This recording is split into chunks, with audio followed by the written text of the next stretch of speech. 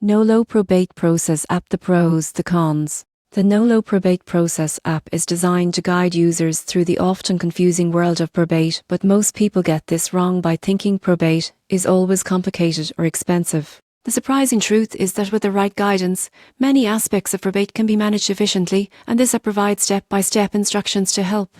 One major pro is clarity. The app explains legal terminology, filing requirements, and deadlines in plain language, making it easier for executors to handle estates. For example, a user can learn how to submit a petition to the court or notify heirs without being overwhelmed by legal jargon. Another advantage is organization. Nolo allows users to track documents, deadlines, and court requirements in one place. This can reduce mistakes, missed filings, and delays in estate settlement. It also includes guidance on distributing assets, paying debts, and managing taxes. However, there are cons. Complex estates with multi-state assets, business interests, or contentious heirs may still require professional legal assistance. The app cannot provide personalized legal advice or represent users in court, and relying solely on digital guidance carries some risk if instructions are misunderstood. In conclusion, the Nolo Probate Process app is a valuable resource for executors seeking guidance, organization, and clear instructions.